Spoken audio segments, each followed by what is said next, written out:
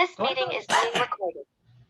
I thought this chapter was very interesting. We're reading The Accursed Chair by George Bataille, and here we're talking about his chapter known as the Bourgeois World. I had some questions about Marx because he popped in, and I'm sure he's going to pop in later. But towards the end, what does Marx really do when thrust into this world where everything's an object? Maybe some background. So from what I understand from this text, Calvinism springs up against Roman Catholicism.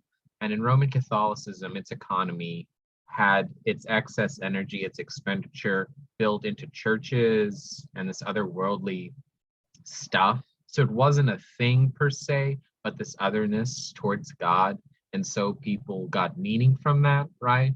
But because of the Protestant work ethic and Calvinism's influence, everything, even the spiritual, became an object. Am I understanding that correctly?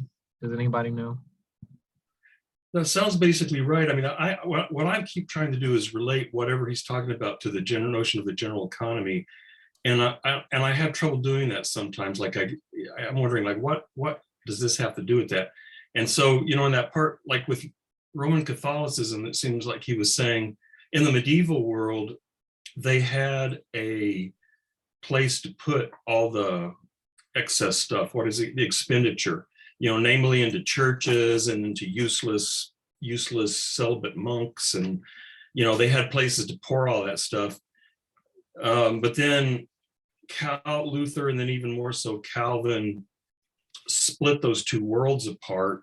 And so it made it difficult to put expenditures into the religious world, because the religious, or at least into the spiritual domain, because it was kind of cast out into this, you know, away from the material world. And I don't quite understand exactly what, I just have a hard time figuring out what's going on here, although I think he's trying to explain it. But then, you know, you have this demythologized world of things, and then that somehow, you know, that generates capitalism. And then it's like now the general economy, or now the expenditure has to go into the material world, I guess. And you see that in capitalism. And then we end up with the bourgeois world. And go ahead. No, I apologize. I didn't mean to interrupt you, Nevin. No, I was going to shift gears a little bit, so go ahead. What I found, well, there's obviously more than one part that's interesting in this chapter, but when he was talking about Marx, and it wasn't so much Marx's analysis of capitalism as it's functioning, but expectation of post-capitalism. I mean, the way I'm reading Bataille, he's saying, well, these are my words, that obviously that with the factors of production and relations of production, government is created to protect the bourgeoisie, the non-laboring class.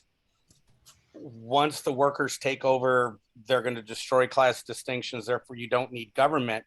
And what's interesting to me is, even though Marx is so hands-on when it comes to at the societal level, I mean, there's going to be this very large class that takes over, right, and dismantles the entire legal system of government. Post-capitalism is highly individualistic. It doesn't seem like, in Marx's conception, using Bataille's terms, that there is going to be surplus product, because we can produce I'm just making up a number. We can produce for 4 hours a day, 5 days a week. And then look at that massive time we now have to read moral philosophy, go fishing, have self-actualization. Does that make sense? So instead of pouring the excess resources into a pyramid, I thought it was so funny when he sarcastically said, hey, they could have just dug a pit and then filled it up again for as what the worth that was to the economy when they built the pyramids. And I thought, wow. But when you see all, you know, cathedrals, pyramids, Aztecs, whatever, the monasteries, no, Marx is talking personal, not societal expenditure.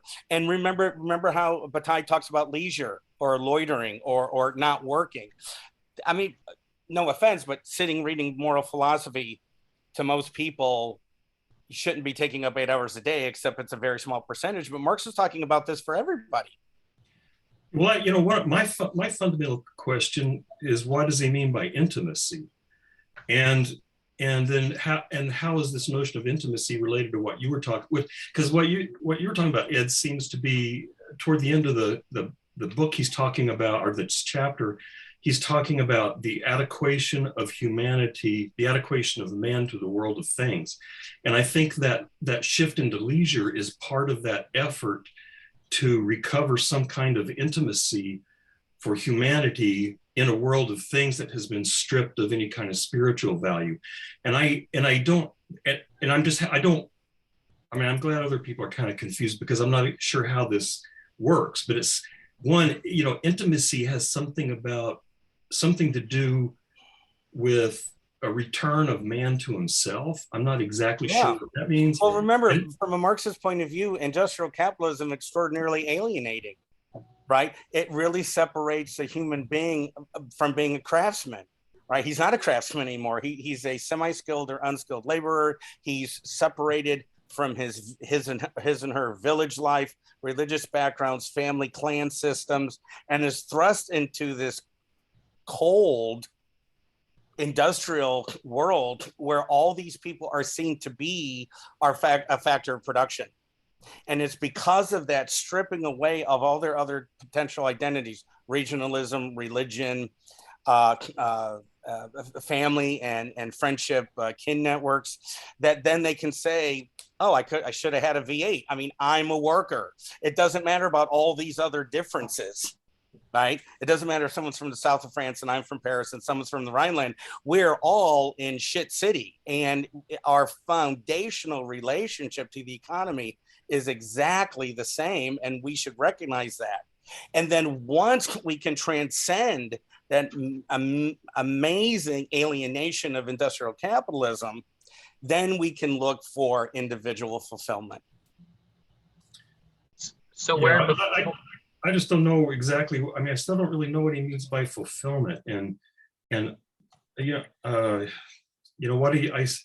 I mean, it has something to do with human sovereignty, with being able to invest ourselves in our own lives rather than in something external. But I don't have a clear idea of it.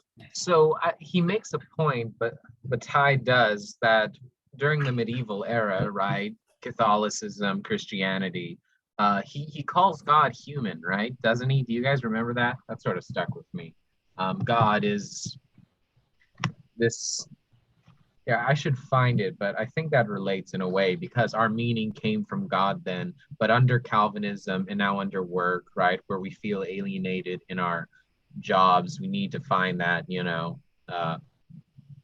validation, not from God, but through ourselves now, right? Page 133. I think is what I was thinking of, more than likely. Yeah, let's see. It isn't. But is not God, in a sense, a distant expression of man in the anguish of the depths he perceives? And that idea, of God being man, got shattered because of industrialization. And I think, like Ed was preaching about, right, there's this new age yet to come, promised by Marx, perhaps, where we will find God, and he's the friends we found along the way. But this whole thing, I mean, I think there's sort of a darkness to this, because what he keeps bringing up is there's contradiction all through this, because it's like whatever this intimacy is, we want it to be something we can grasp. But in order for it to be something we can grasp, it has to become a thing. But a thing, by its very necessity, cannot give us intimacy. And so, I mean, even like, this is the bottom of 129 at the beginning of the chapter.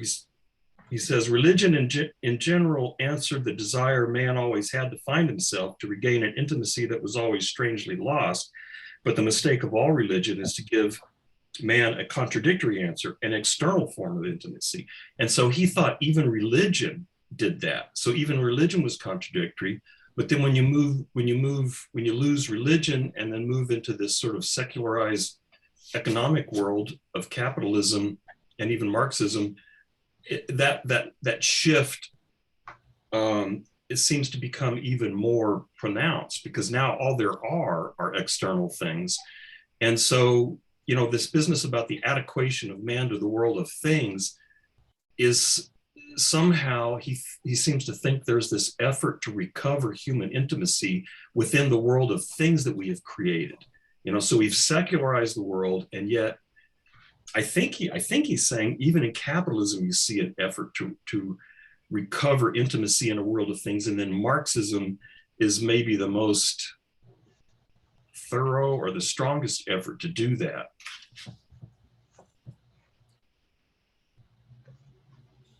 Well, one of you, maybe never, you actually used the word, or maybe it was Jackson said new age. And I never would have put Marx as a new agey kind of philosopher. But what I mean is, if you put that in quotation marks, meaning where does a person get actualized? If you, independent of any psychologist or psychiatrist or philosopher, where is someone actualized? And if you say it is in the other realm, the great O, the Godhead, the gods, that is by definition separate from us, because we're not gods, we're human. And so if we say our true home is not here, by definition, it's alienating. But I think what Marx, from Bataille's interpretation of Marx, I'm guessing Bataille is saying, Marx is saying that once we can get beyond capitalism, there won't be these socioeconomic structures reinforced by political institutions that will interfere with the capability of every human being to actualize him or herself.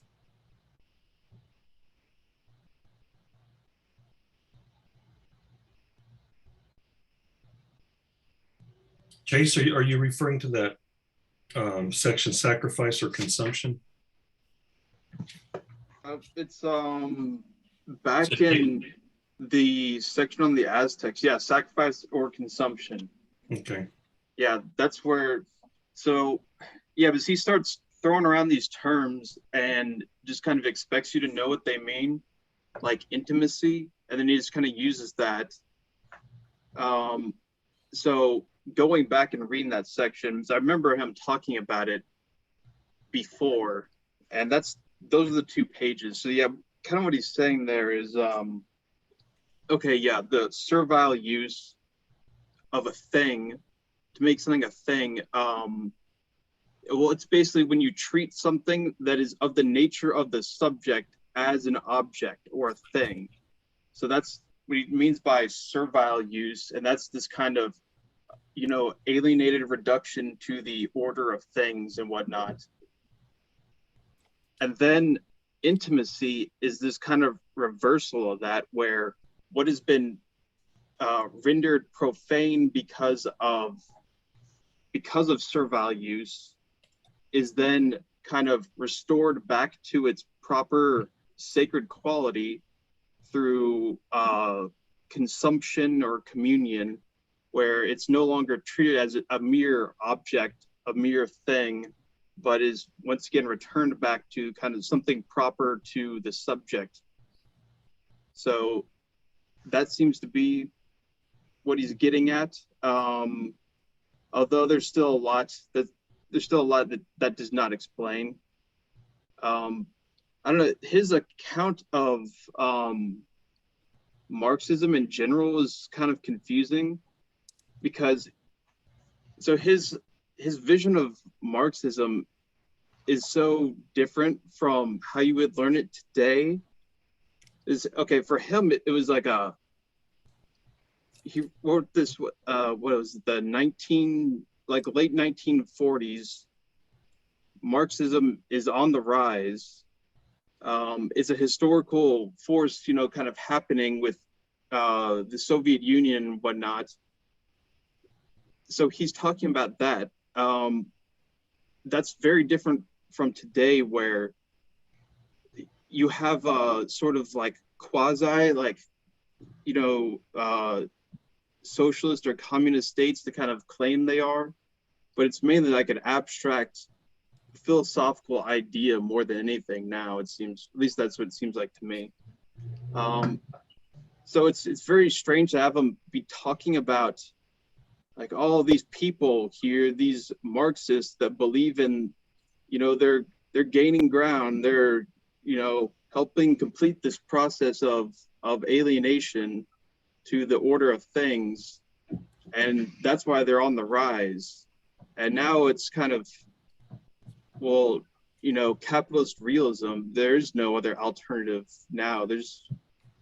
So it's this completely different situation, it seems like, where it seems like an impossibility now, where for him, he's talking about it as, it seems like a Marxism is completing the process that capitalism was also a part of, which is this kind of like steady reduction to the use of things or the order of things or whatnot. But what's kind of odd about it is that he kind of leaves out the whole sort of idea of Marxism itself, talking about alienation and whatnot, how it's kind of at least has the intention of being sort of the opposite of what he was explaining, but that was never really acknowledged, it seemed like, and it was just kind of strange. And I'm not sure I think I kind of get what he's saying though, by saying, okay, yeah, this liberation, by having it, you know, if we can just free ourselves from, you know, the capitalist control of the modes of production and unleash them for our own productivity and have this glorious productivity, we'll be materially taken care of and everything will be great and everything. So I think that's the main thing he's really kind of pointing at, but he's kind of ignoring almost everything else, it seems like, that would probably be important. I don't know, it's kind of actually a kind of, you know, a sort of materially reductionistic take to the ideology of Marxism, instead of kind of taking it on its own terms. Yeah, it's strange. I don't know. It seems like Bataille has, for this chapter in particular, it seems like he had really bad ADD. Like he was constantly changing topics, or while seemingly on the same topic, like every other sentence was just like, what does that mean? Okay, I don't know. It was mainly, I read this very late at night last night, and I think maybe it was my temperament possibly, but this was very tiring to read. I was just like, so I like to underline things, like important things, and here it seemed like it was completely arbitrary whether I underline a sentence or not. Because I'm like, okay, yeah, weird sentence, don't know what that means, or what are you talking about, Bataille? I don't know. If you look at his pairings, like, you know how Chase, when he talks about the irony of the Calvinists and the consequences of Calvinism, he said, by trying to exalt the sacred, the Calvinists removed the sacred from our world. You know, and that was almost, to me, was the motif, that was the theme of this chapter, of contradiction. You know, not only contradiction of, you know, the action of Calvinism, but yet what were the consequences of it? Same thing with Marx. So I saw a parallelism there. I think, you know, the sense I got was that in Marx, you know, in a sense, Marx is the culminism of this reduction of the world to things, or maybe capitalism was, but then what, at least in his characterization, Marxism tries to recover intimacy in the absence, I mean, in the world of things, it tries to recover intimacy, you know, by returning man to himself and giving man agency, because he uses the word sovereignty in there. And so I mean, that seems to be to me seems what he's trying to say about, and I don't know that he thought it was ultimately successful, because it's probably contradictory like everything else, but because maybe he thinks it's sort of a doomed effort to try to find intimacy in a world of things, but it seems like that's at least what his characterization of the effort is. I think he definitely believes that it's impossible to gain intimacy where the end product is things, but I think it seems like it's an operation that has to be enacted almost against things through sacrifice and ritual and whatnot. So it has to deal with things, but it almost seems like his idea of intimacy, it sort of requires more like a process of taking these things that, you know, used to be the subject, now they become object, and returning them to subject, where I guess normally just the subject by itself outside of this process is really kind of a non-factor, I guess. I don't know. I guess you could think of it in terms of Hegel, that, you know, maybe you have this like immediacy first, but it's not really, no one knows what's going on. It takes this process of kind of, you know, objectifying itself and then coming to recognize itself, merged with all this stuff, all the weird Hegelian stuff that I don't really understand. I don't know, Hunter, I don't know. But yeah, I think that's kind of what's going on. And there's definitely the whole contradiction thing that he goes through with Calvinism and Reformation, where they try to do something and then the opposite thing happens. Although the thing that was kind of strange, so when he was talking about Calvinism and, you know, Luther and whatnot, he was dealing with them he was saying that the opposite of what was occurring was, you know, there's this kind of economic material reality. And he was saying what they do on that level is the opposite of this sort of ideological level, where, you know, they have this, okay, let's make, you know, there's nothing here on earth that is sacred. It's all transcendent. But then that ends up bringing this, you know, material focus down to the world here. So that kind of makes sense. But then he seems to kind of shift around somewhat, where he's kind of then approaching it on different terms, where instead of the opposite being kind of on ideology, it's more kind of on, I don't know, this kind of like stated goals of certain things. Like this whole idea of this eschatological kind of realization of liberation is then kind of the opposite that he's opposing to the actual material effects, I guess, where he's saying it's still going to continue to be this process of, this continuous failure of trying to gain intimacy in the world of things, when the world of things is the problem. But then what can we do? I don't know. I guess we need to form a Dionysian cult and like cut people's heads off. I guess that's the solution. Yeah, I'm game with that. It'd be fun. I was going to throw in, yeah, this was a particularly confusing chapter, but I want to say that there is a logic. I don't know. I gathered a logic in that the world, you know, the Calvinist world kind of closed off the possibility of realizing the sacred here on earth, right? And so it started that motion towards, you know, reifying everything in front of us. Nothing can be a sacred object. It can only just be an object.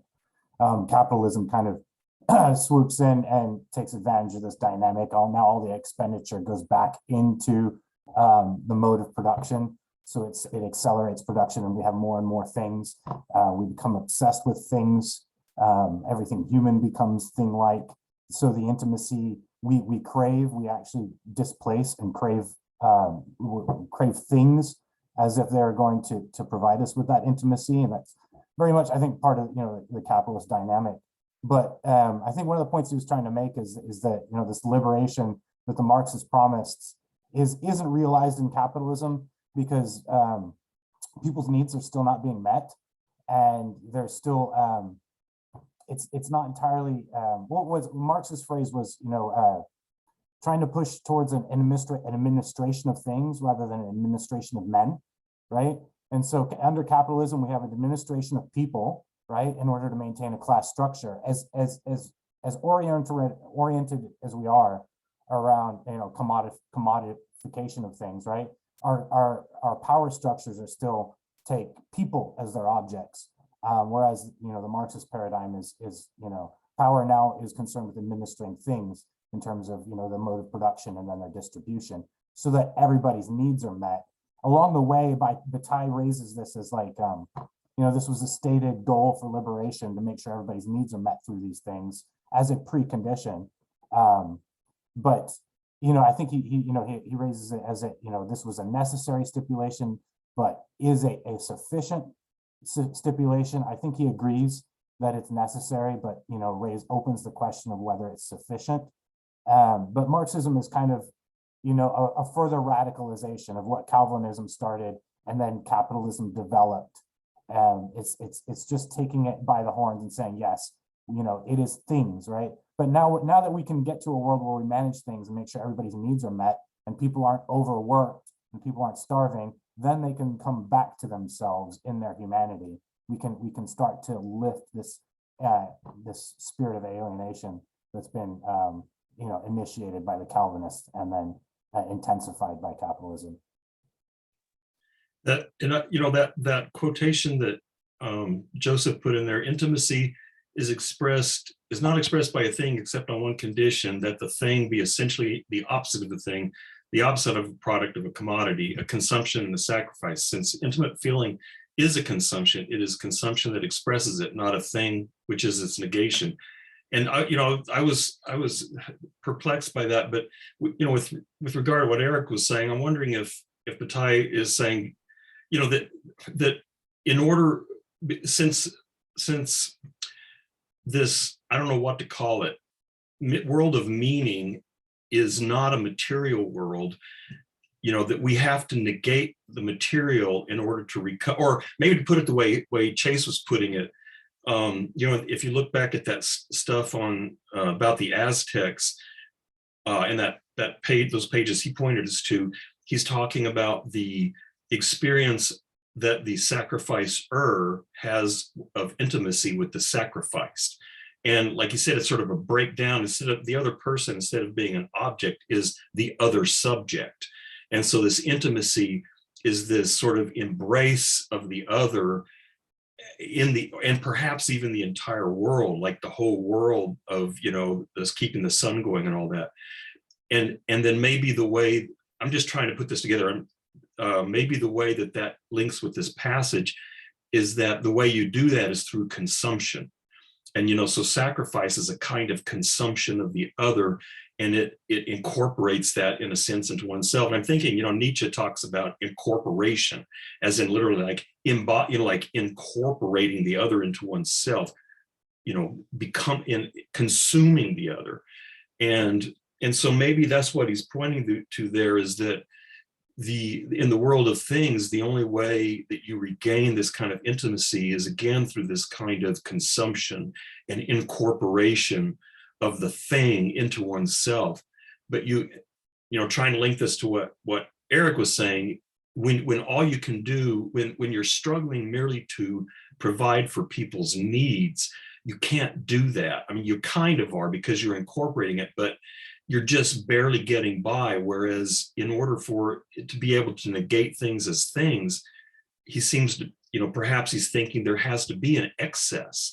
you have to be able to consume. You can't have I'm guessing you can't have a sacrifice if you're just barely surviving. So the person who is subsistence farming and is just barely, there is no room for sacrifice. You're just consuming just to survive. But when you have an excess, then anything you consume beyond your immediate needs does become a sacrifice. It's something I can now consume the excess and prove that I don't need the thing.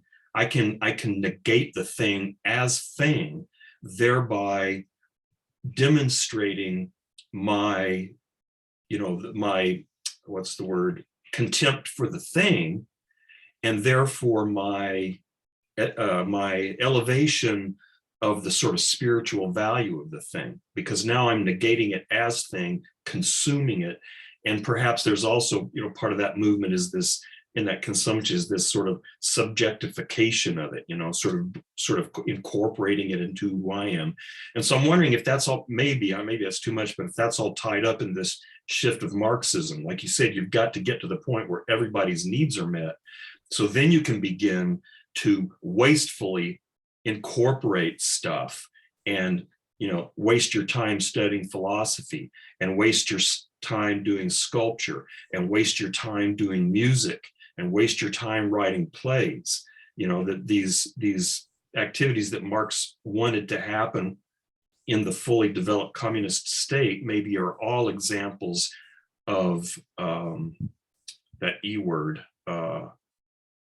where you consume waste. What is that word? Expenditure. There you go. So maybe he's claiming Marx wants to I was thinking coprophagia, and I was like, that doesn't begin with an E. And these are humane forms of expenditure, right? I would say that, like, I would hesitate to even say, like, right now, in the world of capitalism, like, there's, people look for intimacy in things, like that's like commodity fetishism there, right? And I'll be happy when I drive a brand new car, that way of thinking and keeping up with the Joneses and finding meaning and fulfillment through acquisition of things. Whereas, when everyone's needs are met through the, a society that meets the definition of administration of things rather than administration of people, then people are free to engage in, again, like you said, writing poems and doing humane activities, right? Well, it's not necessarily the poems there that we get our intimacy, but sharing our poems with one another, right? It doesn't necessarily become an intimacy with things that which we couldn't achieve under capitalism, but we can now. It's that, our needs are met by, the things now meet our needs, and now we're free to engage in real human intimacy that we can't currently. And I think part of it, a major point is because of all, despite all the, despite all of the large claims of capitalism to usher forth, a new era of freedom, and there are freedoms, right, that come with the bourgeois revolution. It wasn't complete. It was far from complete. And I think a major point in favor of what Bataille is trying to point out is that there's still old remnants, the remnants of the feudalist and the religious orders. And that's because we're not yet satisfied, right? What capitalism promised us and what Calvinism promised us, these things haven't really come to fruition, right?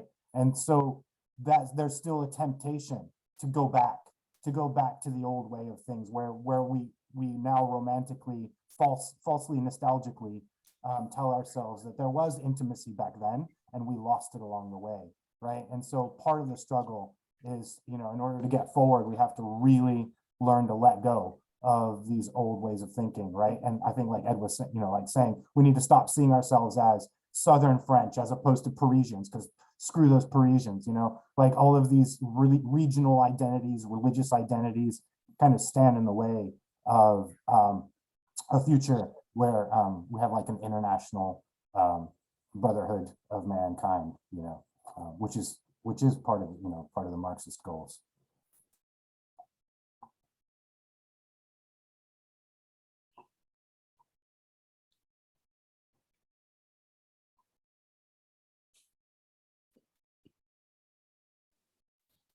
Well, I'm not, here's a question I have. When he was talking about the bourgeois and the worker, what I thought maybe he was saying is that, you know, the bourgeois we do have leisure, and so we can do things that annihilate the thinghood of the thing, you know, through expenditure, but that's dependent upon there being treating workers as things. So I was getting confused when he was flipping back and forth between, you know, when he was talking about workers, is he just basically talking about the exploitation of the worker? We treat workers as things in order to produce expenditure for ourselves. Yeah. And Yeah, I mean, go ahead, Eric. When he points out the feudal structure, right? Like expenditure was available to the north, to the nobles and the clerics, but for majority of mankind, expenditure was not a thing, right? And then enter the capitalist era. It promises, flourishing for everybody, and no, it doesn't, right? Like it didn't turn out that way. The bourgeoisie get to enjoy luxury while the rest of us worry about paying our bills. Right. There's a universalistic claim of capitalism that is not borne out in practice.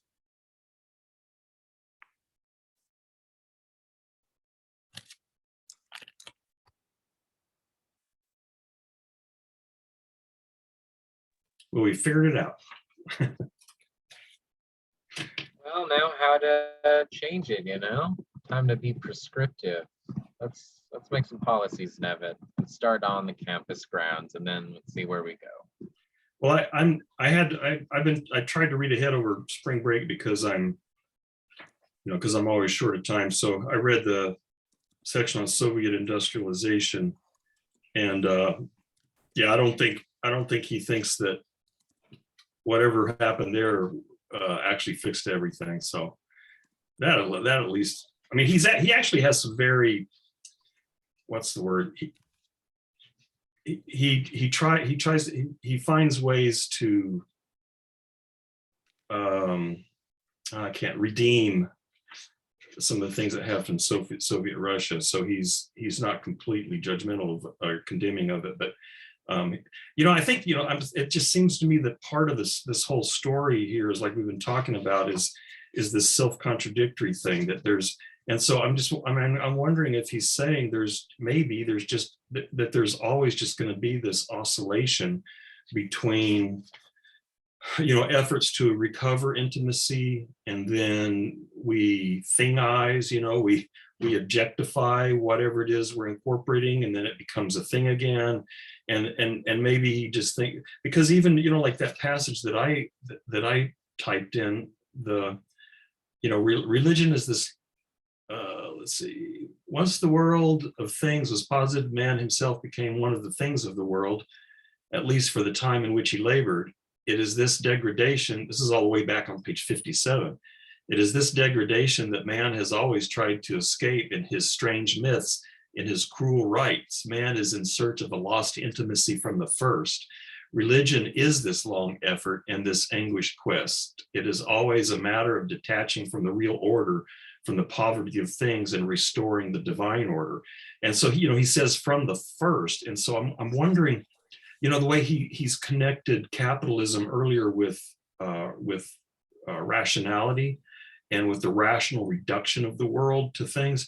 And I'm wondering, based on passages like that, if it's something like, is he think where perhaps he thinks from the very beginning, I'm thinking of the story in the garden, the loss of innocence in the garden.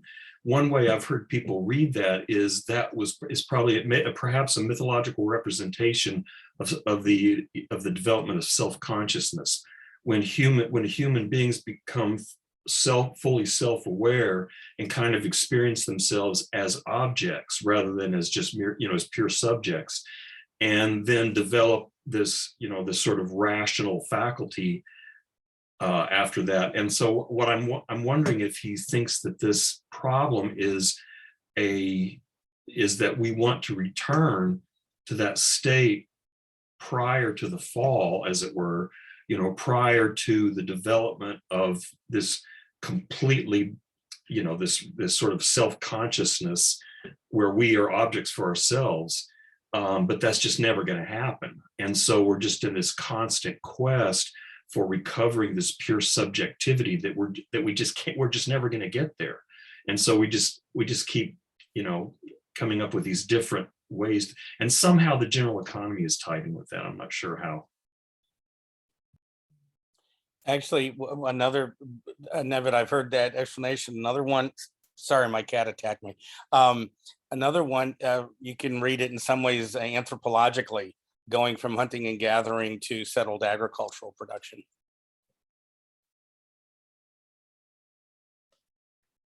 And then you could probably, think of that as sort of a precursor to current economic modes, so. Yeah. The development of agriculture seems to be the beginning of 2022. I mean, specialization of labor, urbanization, more rural areas. By having an agricultural working class, now you have the rise of craftsmen, right? Trades. I mean, all these different workings of raw materials, and you really have a broadening out of human creativity and invention.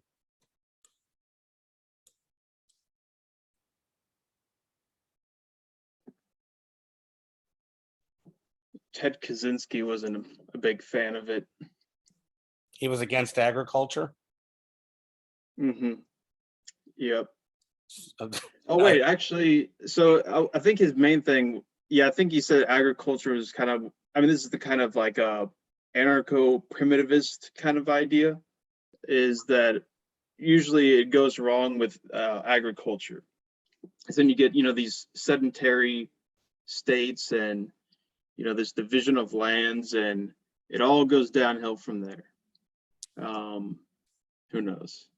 But so to go back to Nevin, your point about, impossibility and all this stuff, I definitely think he definitely does not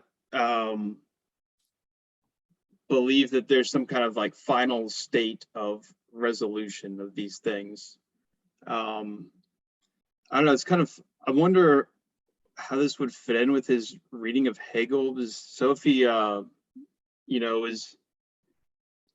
if he's learning his Hegel from, Khrushchev and believes it's kind of like a complete system of rationality, and that there's kind of like this, end of history where the self-realization of absolute spirit or whatever the hell it is, then okay, it's all good from there. He definitely does not believe that. And I think that's why everything he describes, how there is this kind of like inward sort of split within it, that points to the fact that there is kind of like a divergence inherent within, I think, really this kind of this process, the general economy itself, as a kind of divergence within it that makes it where you can't have any kind of that final resolution. You're always going to have some kind of tension, or I don't know what to call it, contradiction, something like that. Whether it's, I don't know, subject object or something else like that, I'm not sure. Maybe he would describe it that way. But I think another way you can see it is where it's kind of like, okay, there's always going to be also like these processes of production of, energy of some kind, and then there's going to be growth, but then there's also going to be always these limitations that then require expenditure and whatnot. I think just the way that process works, that kind of prevents anything final coming about in it. I don't know if there's really a kind of, if it really works to kind of map everything onto that. That seems, basically, I don't think his theory is probably good enough to be able to do that. He's not a systematic thinker, really. He's kind of trying to, but then I think he himself understands that still there's a kind of impossibility to really have a systematic kind of theory here. sort of presented it in a very, very rough outline. But yeah.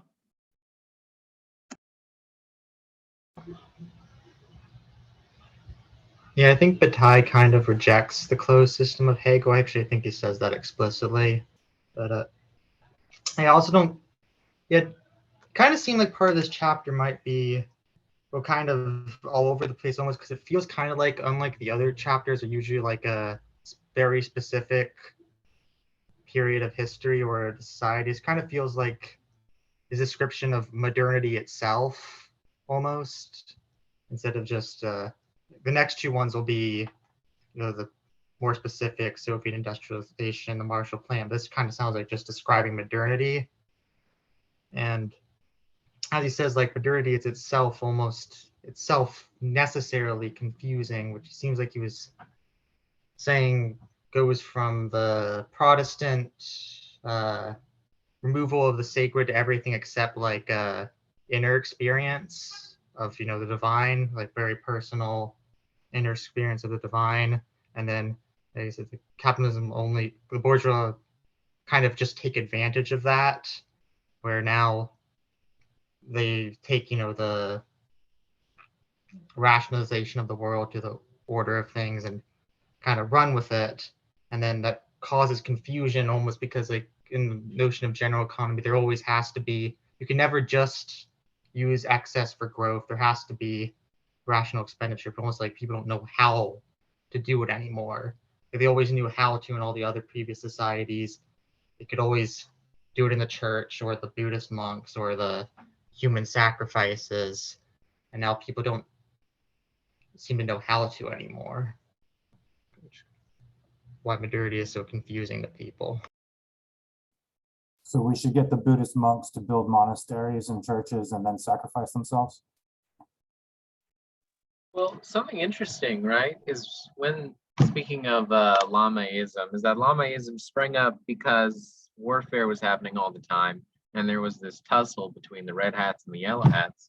So there have been times when people have been confused and then say, hey, let's all get together and make the Dalai Lama thing. So maybe that's what we can do, actually, is make the new Dalai Lama 2.0, try it out. I vote for Jackson to be the new Dalai Lama. I don't know. I kind of like the idea of Ed being the leader of a new cult. Yeah. No, I vote Ed. I think what we should do is just create our own ace fail, community right here on campus. That's what we have to do. And then we have to do what didn't Bataille like try to do a human sacrifice or something, or have himself human sacrifice, but then turned out none one actually wanted to do it. If they had to actually sacrifice him or something. Like that Yeah. guy who wanted the cannibal to eat him. Yeah. Huh. So that actually Fascinating. happened. Wow. But yeah, so it's at least the anecdotal report is that multiple people were willing to be sacrificed, but no one wanted to do the sacrificing, which kind of makes sense, I guess. I don't know if they all got a common interest, join Asafel, and yeah, but nobody wanted to actually kill the people or whatnot. So quality organization, I guess. They should have maybe just not. I don't know. shot each other. I think that would have worked. I don't know. I think I would probably not. I think I like the idea of it, but I don't think I'd go so far as to actually be sacrificed. Or I don't think I'd totally be cool with being in some cult and then just like your leader just like sacrifices himself. I don't know. Something about that just doesn't sit right. I don't know. Maybe I'm too bourgeois or something. I don't know. It's probably it.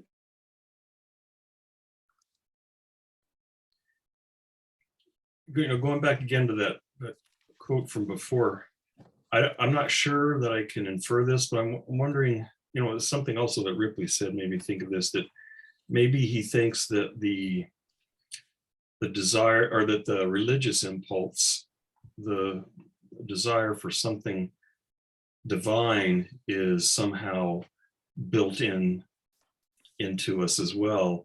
And again, maybe that has something to, or maybe that has something to do with the movement of the general economy that produces that kind of thing. But what I'm wondering, people have different interpretations of the fall, but what, in terms of the subject object thing, is the desire for the divine a desire to return to that state of full subjectivity? Because remember, when he was talking about the Aztecs, that was kind of the world they lived in initially, where they felt they had this full participation in the divine structure of the universe, and they were themselves essential actors in that whole thing. And even the sacrificed, he literally says that the sacrificed person is my other, so this is like another subject. And so I'm wondering if he's thinking that wherever humanity emerged from, that process produced this yearning for what we interpret as the divine. And so then so then he traces this history of Protestantism and how we just kind of get rid of the divine. Actually, I feel that in a sort of personal way. I've mentioned this anecdote before, but where I grew up in a relatively austere Protestant environment, and it just seemed very, very sterile to me. And so then when I would visit these high church services that had incense and singing and icons and stuff, it felt much more inviting because it wasn't so sterile, and it felt like like the divine was manifesting in the things, perhaps, rather than having been relegated to this wholly other domain. Like you read Kierkegaard, it's a very austere kind of religious practice. And so here's a question for the Marxists, or people who know Marx, and maybe I suspect people have already made this suggestion, but is he suggesting that Marx was either consciously or unconsciously, or intentionally or unintentionally, trying to provide something like a divine, reintroduce a sort of divine character to human experience, or at least intimacy, in the sense that, like the Aztec world, again, they had full personal subjective participation in the cosmos. And is Bataille suggesting that Marx is, whether he realizes it or not, trying to do something similar, to where if the world now is reduced to a world of things, so we can no longer think in terms of transcendent realities, it's purely a world of things. But does he think Marx is trying to recover, a sense of the divine, or a sense of pure subjective participation, in this world of things through Marxism? Well, I mean, my reading of it, Nevitt, was that, well, part of it, Marx was an atheist, but he wasn't like an atheist in your face like Lenin was. And so when he made that, comment or wrote it down, that religion is the opium of the masses, he wasn't being sarcastic. Opium was the #1 painkiller in Europe, in the Atlantic, really. And from about the 1870s to the 1930s, the most common drug addict in the Atlantic world was a middle-aged woman who was given opium during childbirth. That was your average drug addict. And so when he was talking about opium, he was actually saying, hey, this makes life a little better for people. I don't need it. I don't think it exists, but I'm not making fun of it. This is somehow that it helps them get through the night. But for Marx, it's self-actualization of the individual person who, because of the destruction of capitalism, transcends any kind of societal restraints of class or anything else. And to me, it's ironically enough, since all Marxist governments are dictatorships, to me, the endpoint post-capitalism for Marx is a period of radical individual fulfillment. Marx did not want totalitarianism to be the end point for Marxism. You know, it's supposed to be the rule of the workers. It was the end point. But what I mean, I realized that he thought that religion, as it is practiced, is an opium, because it again deadens the worker to the terribleness of his situation. But what I'm wondering though is, and maybe I'm wondering if Bataille would say that even without realizing it, that perhaps Marx is trying to recover a sense of the divine order within the material realm that is not opium, but that is instead the full participation of every individual. I mean, because I don't think Marx was radically individualistic in the sense that he thought it was the community, it was each individual's participation in an economic community. And so granted, each individual ideally would then be able to go home and be an artist or a philosopher or whatever, but the commune of communism, the management by the workers is a community. And I'm wondering if he would say that he was trying to, it's like some of the theorists that were writing at his time, were trying to create these secularized versions of Christianity and strip the spirituality or strip the supernatural out of it and try to create, like, for example, create a secularized Christianity. And maybe he thinks Marx was trying to do something like that, whether he realized it or not. I think you're spot on there, Neville. I mean, he wouldn't have, in the terms of Marx trying to realize a divine order behind the back of capitalism, I don't think he would use the word divine, right? But I think Feuerbach it wasn't a major influence on Marx, but also one of the young Hegelians who basically, I mean, and I'm not a big expert on Feuerbach, but I mean, from what I understand, one of his major theses was like, God is among us. In fact, God is the relationship between men when men learn to love one another, right? It's not some otherworldly beyond, but actually in the here and now, but again, not in this grossness that we're in right now, but the redeeming hearts, the compassion that we show to one another, that's where you find God. And even in Christianity, like, if you look at certain passages of Paul and certain aspects of the tradition, there was like a utopian element, for a kingdom, the kingdom of God on earth, right? And the early church resembled a lot of these, what is described as, the end goal of communism.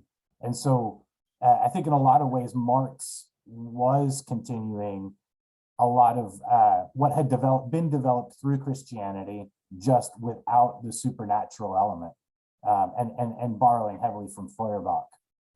In terms of, we can overcome alienation when we can build a society that doesn't alienate us between ourselves, right? And we can become, again, one big happy brotherhood of mankind, right? Which is, again, consistent with the early missions of the Christian church. Yeah, so I think Bataille is saying that Marx was doing something pretty much like that, but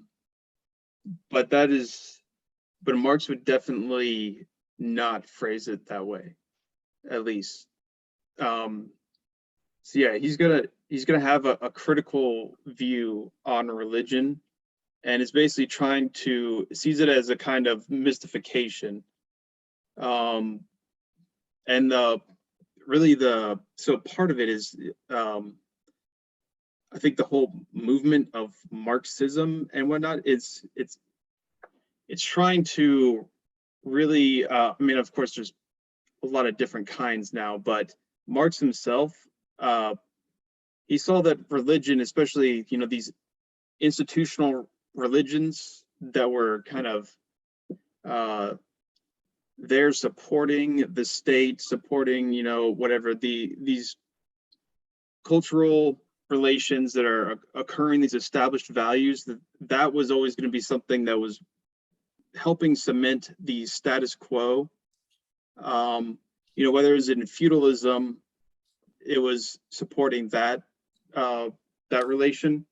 But then with capitalism, I think he's going to say that, yeah, it's kind of still always being some kind of an excuse to kind of go along with the status quo in some way. You know, whether he would agree that there's some kind of like subversive idea of religion in that sense, and that could actually be kind of go along with his vision of Marxism and whatnot. I'm not sure, maybe. I mean, clearly there's different religions that have different ideas. So, I mean, why can't you have a religion that is basically Marxism, where your religion is basically, as if I fulfill Marxism, that I have, you know, incarnated God on earth. I mean, it seems like there's nothing kind of to keep someone from believing that. Which does seem somewhat like Bataille is saying kind of, you know, Marx didn't really realize it, but this is what he was trying to do. He was trying to, you know, regain something of the divine in this, you know, alienated world, but he didn't see it that way. Marx didn't see it that way himself. So I think that's probably what's going on there. Yeah, and I agree, man. I don't think this is different from what you're saying. I'm just wondering if that's the spin Bataille's giving to this. And I, you know, I'm not thinking Bataille would ever say that Marx was literally trying to establish a religion, or that he, you know, literally had any interest in religion, but that the values that Marxism tries to establish are secularized versions of many of the values of at least early Christianity. And, you know, Eric just mentioned Oscar Romero. I mean, how many radical Christians, especially in the developing world, identified explicitly with Marxism? You know, quite a lot. And I suspect that that's why, is because they recognize this similarity in values. And so, again, I'm not saying that Marx, but my guess is that Bataille would say that the values that Marx tried to develop or tried to create were a secularized version of of some kinds of Christian values. Maybe Marx would, probably would reject that, but I'm wondering if that's, again, what part of what Bataille is suggesting. I would even say, if you pointed it out, I mean, this is speculating, right? But I mean, if we could conjure Marx with a Ouija board today and put it to him, did you ever think about, the roots, the values, of your program actually having Christian roots? And I think he might be honest enough to say, of course, I've read Hegel, like I know about the movement of objective spirit through history. Of course, there are religious roots to what I'm trying to do here, right? But, he's not, it's not part of his program or his stated program because of the time he's writing, who he's writing to, and he's thinking about now and going forward, not necessarily giving a genealogy of his program, right?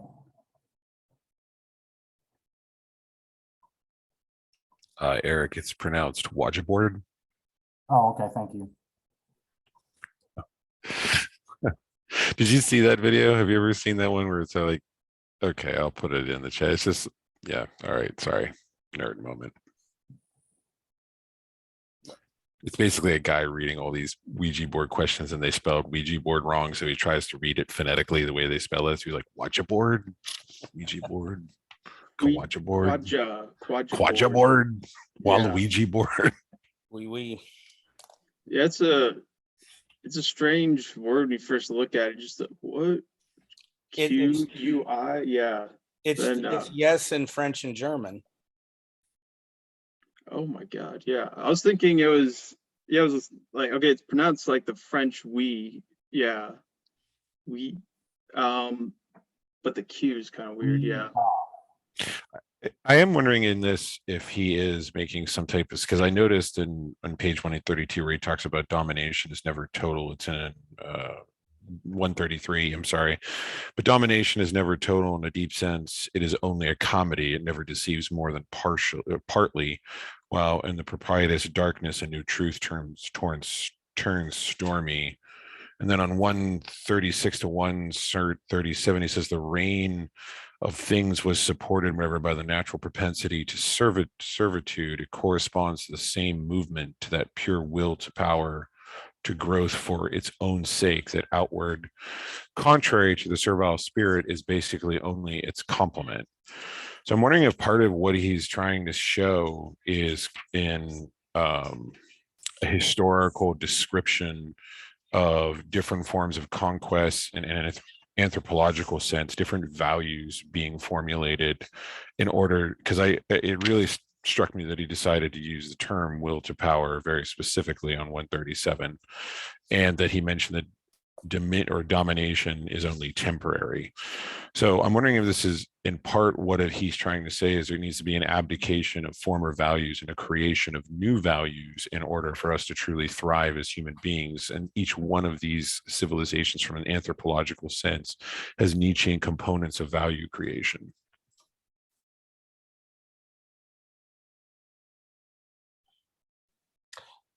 Could you say that one more time? I'm wondering if he's giving examples of historical acts of violence, rebellion, anthropological domination, military conquest, and is showing how each one of them have been, from an anthropological sense, creating their own sense of values, and is trying to, from a Nietzschean sense, show how this is a temporary readjustment of values being creative in the historical process of humanity. Okay, thank you. And I think so. If you look just across the page on 136, the second paragraph in this section, self-denial, which in Calvinism was the affirmation of God, was an unattainable ideal in a sense. It could be the act of strong personalities capable of imposing the values with which they identified, but exceptions always came into play. I mean, that sentence sounds very Nietzschean. It's the act of strong personalities. Nietzsche talks about strong individuals, and he talks about we need people to establish values, and they're capable of imposing their values. I mean, that sentence sounds very Nietzschean to me. I don't know if it's prescriptive, or it sounds to me like it's probably more descriptive, that kind of like maybe what like Nietzsche would say, that if you look at the history of human society, human communities, that's just what happens. You have strong personalities or strong individuals or strong groups that take control, and they establish values for that community. I'm frankly not sure. Well, I guess I would need to read more of this paragraph, but I'm not sure how that fits into his whole narrative of what he's doing here. So that was another part that I found confusing, because it seemed a bit ambivalent. Okay, hold on. So it seemed ambivalent in the sense that, okay, you've got will to power. He describes it kind of as something like a domination or like a servile spirit kind of thing going on there. But then also the way that you described it also kind of makes sense, that it's something that's creative of values and whatnot. Seems like, so he's saying, okay, yeah, the reign of things was supported moreover by the natural propensity to servitude. It corresponded in the same movement to that pure will to power, to growth for its own sake. That outwardly contrary to the servile spirit is basically its complement in the service of a power that is not used. See, I don't even know what is going on there. Which one is he going with? So okay, it's the servile, that's basically the reduction of subjects to objects. The will of power is contrary to that, I guess. Growth for its own sake. I don't know what does it even mean by will of power here. It's confusing. I kind of took servile as acquiescence, or at least I interpreted servile as acquiescence in that paragraph. Yeah, so it seems like the reading of the will of power is something that's kind of inherently creative. That makes sense to me from reading Nietzsche. Although here he seems to be saying that, I don't know, maybe there's a kind of component with that, with, like growth for its own sake. But then there's also something else going on, I guess, where we also have, it's clearly not something that's just clearly, so how does he compare that with domination again? So I don't know. Yeah, there's like the two, readings of the will of power, where there's the very base reading where the will to power is domination, and it's, political power of, the strong ruling the weak. And this reading of Nietzsche, where we've talked about this before, but yeah, so actually in French, and Italian and Latin, you have different words for power, and it's very, very, very helpful. So in French, puissance is power in the sense of capacity. It's being able to do something, that kind of power, to actually have effective power of doing something. And then there's pouvoir, which is a kind of more like political power, in the way that we would talk about power with a capital P, and the question is basically, which one is it here that he's talking about? Pure will to power? I'm not sure. But usually so in French, usually will to power is translated as in puissance. So it's usually going to be that idea of capacity, as power as capacity. So I don't know if that helps at all, but I don't know. This is another one of these parts where I was just confused. There's obvious, there's constantly these kind of references to Hegel and to Nietzsche, but then he's never really being very explicit about it and explaining what he's doing with that. So it's confusion once again. I don't know. The first part of that paragraph sounds to me like self-denial. That sounds to me like Nietzsche's will to power in an internalized fashion. So self-discipline. But then, so you have these, like in Calvinism, you have this self-denial, which is, again, maybe, depends on which of those interpretations of the will to power you use, but the way I think of it is self-domination. It could be the act of strong personalities. And notice he does say imposing of values, which does sound like exertion of power.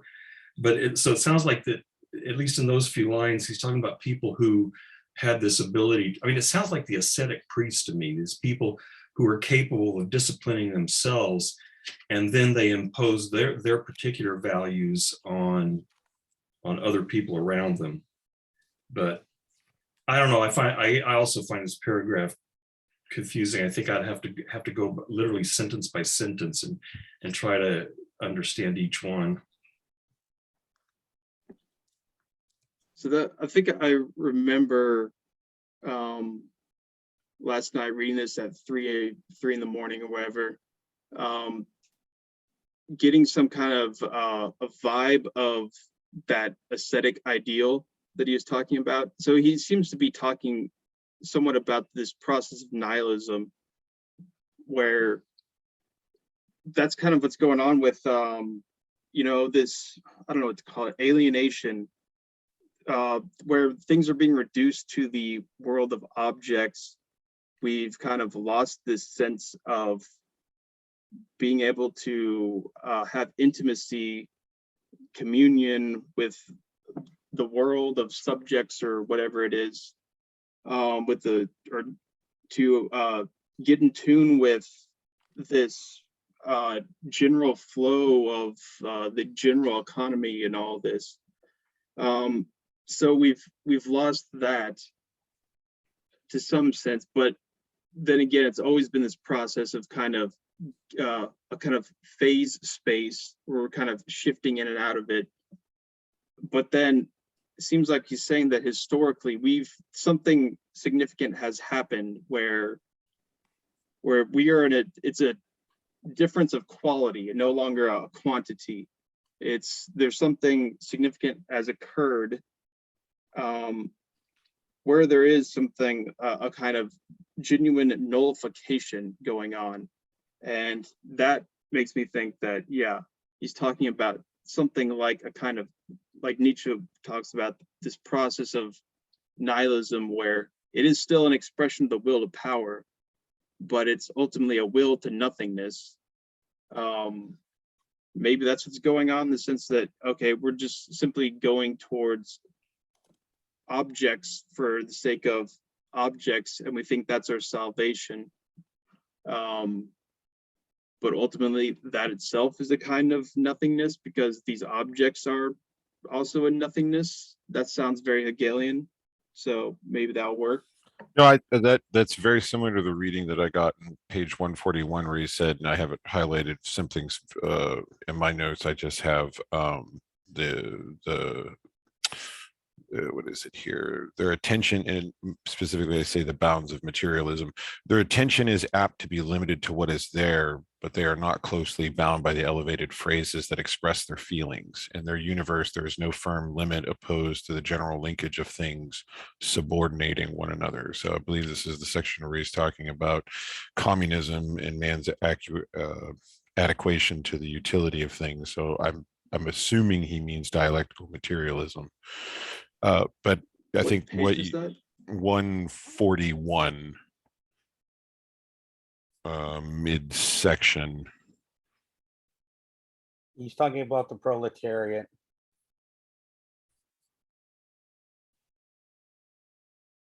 So I think you're right. I think there's this aspect of yearning that he's describing even in the proletariat. Thank you, Ed. That is in and of its way a constructive system of trying to create values from a materialist standpoint. But even I think he's warning specifically at the start of this that the utility, the end result of those things, isn't what gives it value. It's the actual process and the consumption of sacrifice is. It's the it is that constructive nihilism or existentialism that suggests that there is a productive aspect in the act itself, rather than having there be a utility to the actual act or an end result or a goal of it.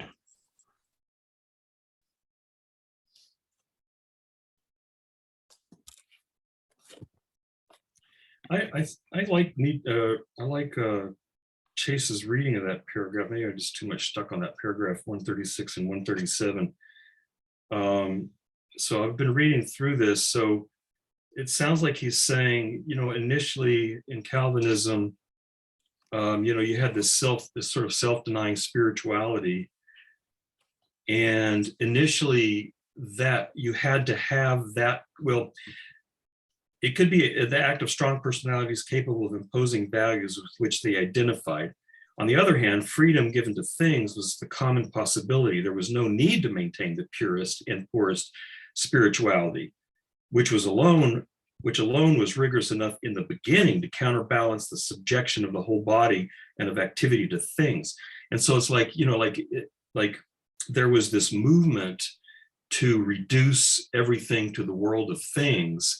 And this sort of this Calvinist spirituality, this ascetic spirituality, initially was a counterbalance to that, because it was an attempt to, generate a spirituality through self-denial. But then eventually the world of things became dominant enough that it had its own inertia. Once the principle of servitude was granted, and I'm wondering if by that he means the reduction of the human to a thing. Once that is kind of set in place, the world of things could develop of itself without any further thought of the absent God.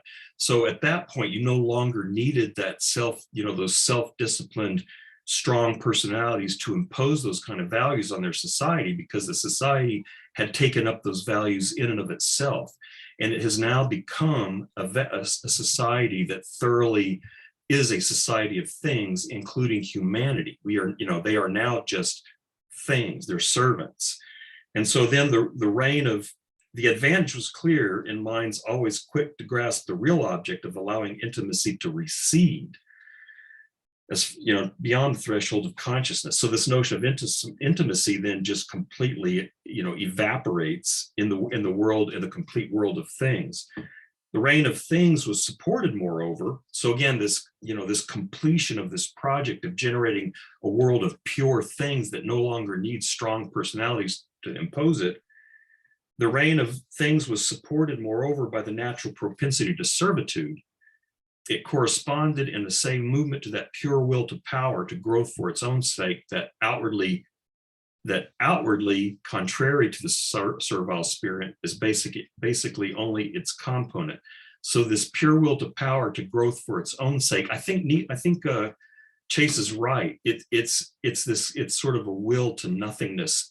It's a will, will to servitude, a will to the complete thingness, reducing the entire world to nothing but things, reducing human beings to nothing but things. In the service of a power that is not used, the perfect form of absorption of resources and growth is found only the genuine nullification, the least slippery renunciation of life. And so I think I'm reading this paragraph the way Chase was, I think, in that this is a progressive, there's these places in Bataille where he seems to be tracing a progressive movement. And here you have this initial thing in Calvinism where you have the self-denying spirituality, and then these strong personalities that are the people that are capable of actually doing that consistently.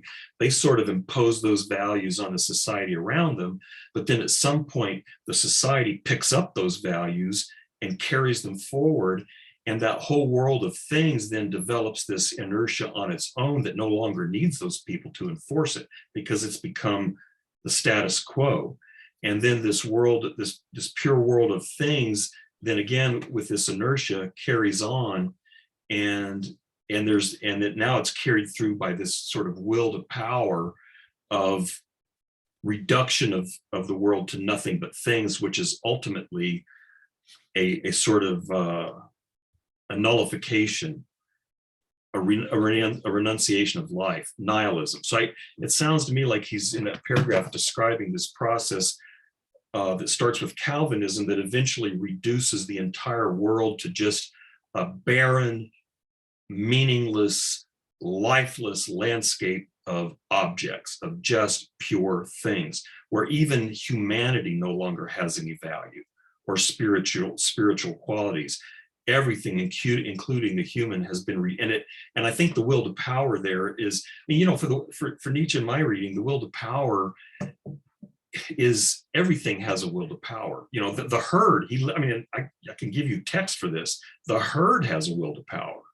So the will to power isn't necessarily the will of any superior being or any, the herd will to power, in Nietzsche's view, in this contemporary world, is actually stronger than the will to power of any particular creative individual, which is why there's this general suppression of the creative.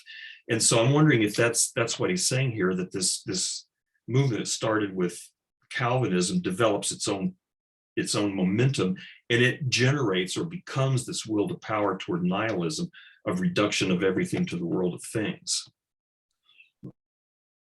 Yeah, I keep thinking of when you're talking, I keep thinking in terms of like the computer science aspect of deployment and automation, right? Like being able to have a container program that you just ship out and it just becomes this mechanical blup, blup, blup, blup, blup. And you can just, it self-automates, it self-contains, and there is no creative aspect in it. So the mechanical aspect of just this self-automation of the will to power is the first thing that came to mind when you were talking. Yeah, so that's really similar to the way that Deleuze reads the will of power, specifically in Cinema 2, the time image. So he reads Orson Welles as a Nietzschean. It's very interesting. But he talks about this movie, Mr. Arcaden, or something. Yeah. Have you seen it? Yeah, it has a different name also. It's it's a very disturbing movie. Okay, yeah. He described one scene in here where there's a scorpion riding on the back of a frog through a river, and the scorpion stings the frog and kills it, but then drowns itself in the process. And he talks about it as that this is an example of a kind of degeneration of the will to power. This is a life, this nihilistic kind of turn of life turning against itself. And he says that life is this kind of ability to metamorphose. There we go. That's a word, right? Itself. It's something that can vary itself. And this is an example of life that can only do one thing, which is sting. And it's this kind of will to domination that he sees as this degenerate form of life, or the willed power. And I think that's a pretty good example of what's going on here. We're trying to get at where, yeah, the reduction of everything to things, this is kind of the one button that they press. And now this is kind of, I guess, Bataille's image of a kind of nihilistic culture would be something like that. Would be where everything is reduced to things. That's the one thing that we have reduced life to. We can no longer,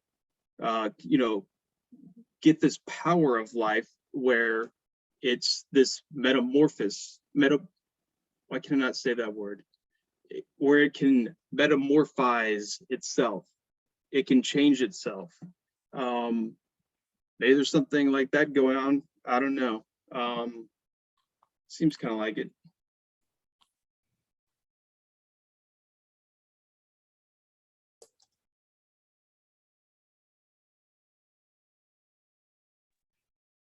I posted the picture of Charlie Chaplin on the gears. So that's what reminded me of, like the everyone just becomes another cog in the machine. I thought when Chase was talking about metamorphosis and metamorphizing, I thought, and please, Chase, feel free to correct me, but I thought you were actually using that term in a sense like adapting a biological process, like of a butterfly, to people in human communities.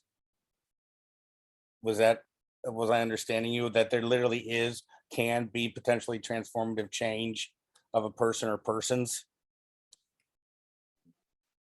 Yeah, I think that's, transformative change. That's definitely the way that at least Deleuze is reading that. And I think, Nietzsche also has that idea, definitely, where, so I mean, who he really kind of glorifies is the artist, is able to create truth.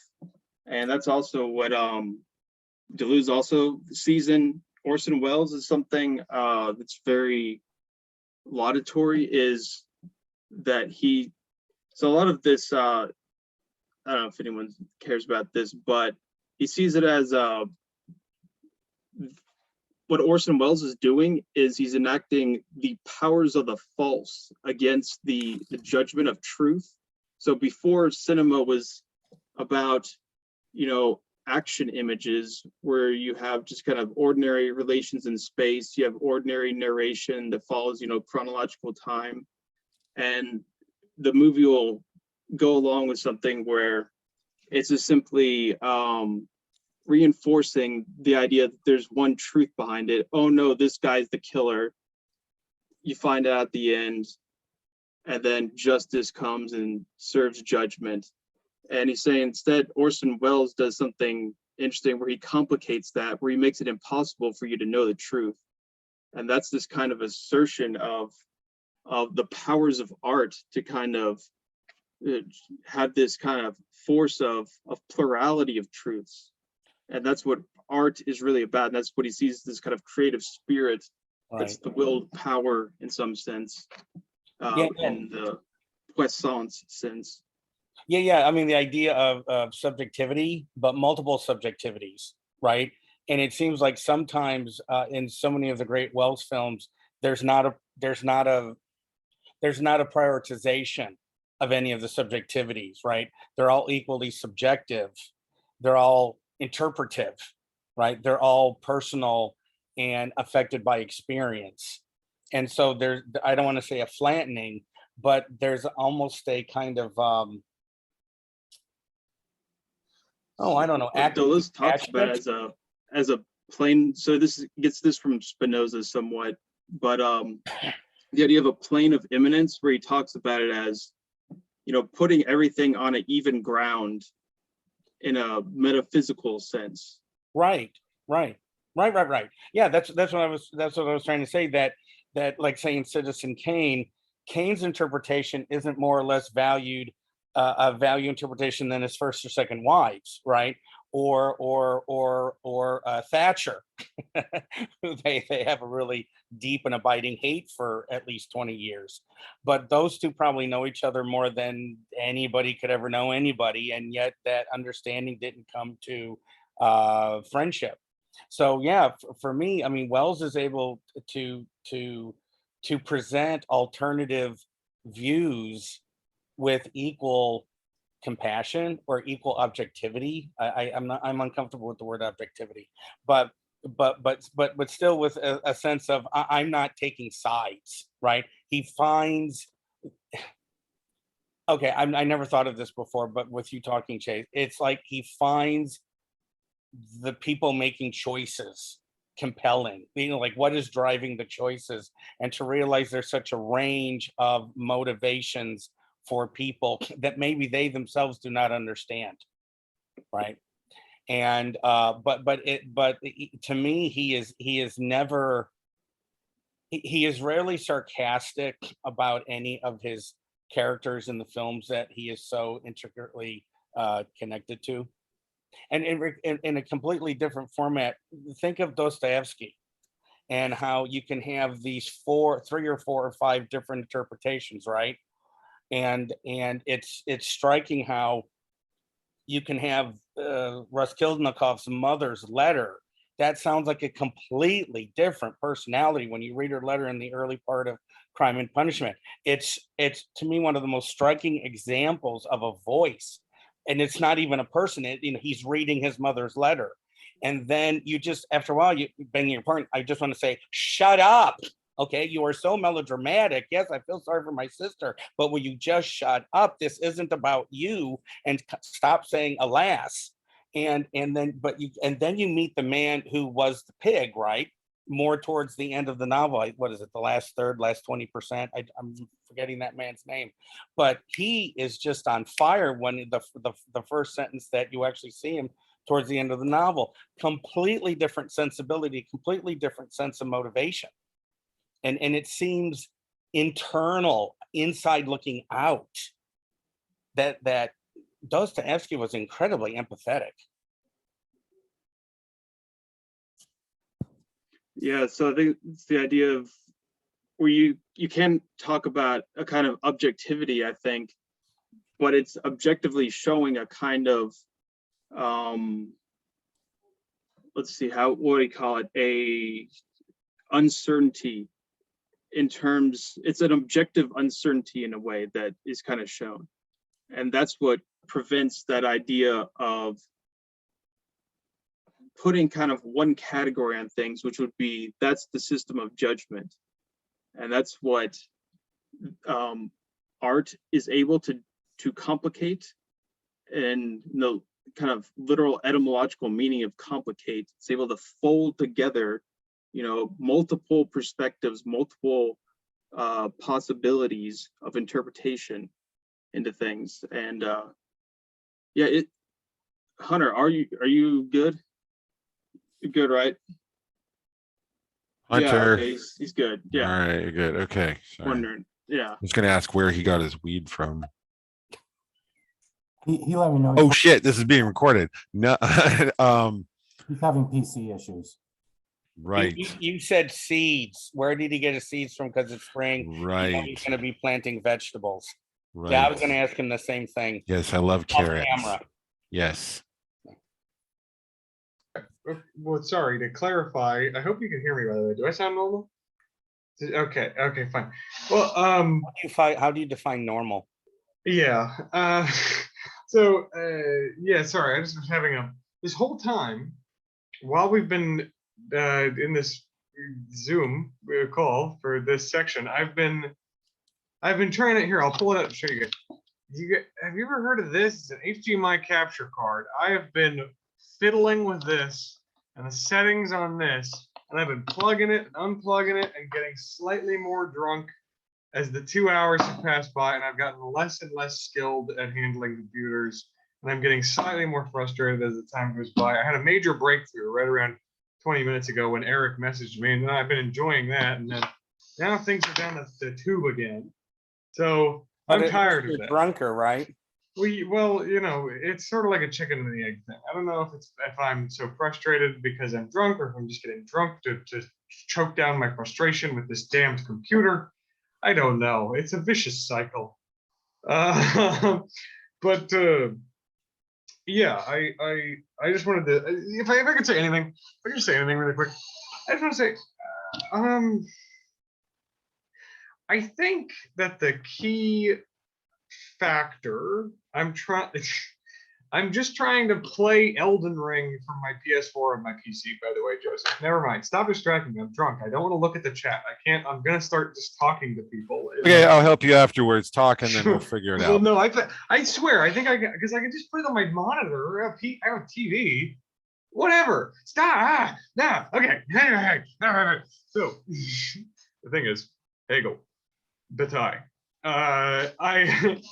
There's just been a lot of points where we've talked about, okay, where does Hegel kind of fit in, or where, and I would say, I think that Bataille, the way, this is just my basic reading, and I'll take less than 5 minutes, I just think that Bataille, over the course of this portion of the writing, of the reading, it seems like he's been moving chronologically, or at least semi-chronologically, throughout the evidence, the datum, right?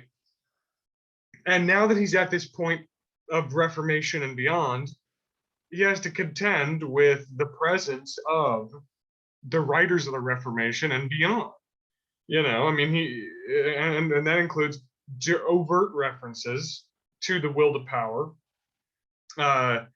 and seemingly clear or semi-clear references to other systems thinkers, writers. You know, parts made me think of Kierkegaard, parts made me think of Hegel, you know, whatever. And whatever his interpretation of, I'm glad that we had a discussion on the Nietzsche part, because that actually kind of confused me when I read it. And I agree, Chase, it's kind of a frustrating part to read. I wasn't drunk or tired or anything, but it was still just kind of tough. But I think I'm glad I got to hear kind of, you know, how his interpretation or understanding of Nietzsche might be playing out there. But I don't know what his interpretation of Hegel is. I really don't. But I guess what I would say is that it seems to me like there are a lot of places where Hegel shines through in the reading, as in I feel like totally, from as somebody who finds I found the ideas that I have heard to be Hegel's ideas and arguments. The ideas and arguments that I've heard to be Hegel's, that I've read personally firsthand from the writing and work of Hegel, I found them to be reasonable investigations, inquiries, and, you know, analyses, and the conclusions have generally been plausible. And in that sense, I can call myself something of a fan of his, you know, and as such, I'm you know, somewhat familiar with the stuff he says and talks about, and I can see points in Bataille where it seems like I can see where he's coming from, or at least I feel like I've heard it before. And where I've heard it before is Hegel or Hegelian thinking. or I've heard something like it before, or I feel like he's doing things. There was this phrase that I kept throwing at Eric a bunch. I didn't throw it at him, not literally or figure, even metaphorically. I didn't. It was too, yeah. I just kept bringing up this idea that Zizek talks about Adorno. Zizek critiques Adorno. I mean, for several reasons. I mean, I think that the real criticism lies in like the metaphysics, but the thing that he really tries to critique Adorno for, he says Adorno has a good reading of Hegel, but Adorno reads Hegel in such a way where he thinks that he is revolutionizing, changing Hegel, making up for some errors or missteps or blind spots or whatever, these potential continuations or evolutions of the thought of Hegel. Like Adorno is taking Hegelian thought and saying, how can we progress this? How can we make this move forward with us? How can we take this with us into our current issues? But Zizek says he's knocking on an open door. He says those things that you're saying are these continuations or advancements or improvements on Hegel. They're there in Hegel already.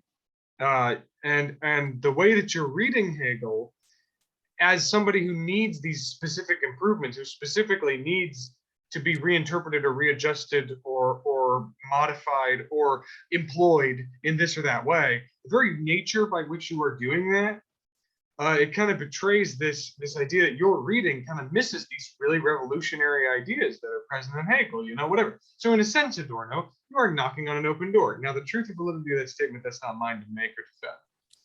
But there were, I'm just saying as an illustration, there were points in the Bataille where I felt, it seems, Georges, that you are, in a sense, knocking on something like an open door, doing something like knocking on an open door. His analysis of Marx, was generally fine. I thought his analysis of Marx was good. But then again, I've only read parts of the Grundrisse and Capital Volume 1. I've only read Volume 1 of Capital and the Grundrisse. So I don't I love really how know. you say it so nonchalantly. I've only read Capital Volume 1, and you could knock somebody out with it. That was a monolith for me. That was hard for me. I mean, I agree. It's a big, it was a huge task. It took a whole semester to get through in a close reading with a professor. But I know that if I say, oh, I've read Marx, people will look, did you read his early essays on alienation? And I would say, no.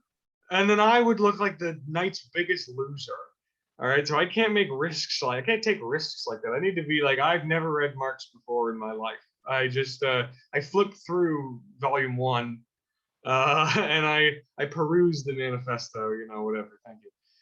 But so the point is, the place where I saw the original point I wanted to make was that on one hand, the place where I see Bataille as where Hegel shines through is, like you guys said, this employment of analyses of these conceptual and historical developments that seem to be beset by two things: antagonism. We called them contradictions earlier, but antagonisms, right, on one hand, and I would call it just a transformation into its opposite. We talked about that. This effort to bring back divinity. Oh, everything is profane. Oh my God.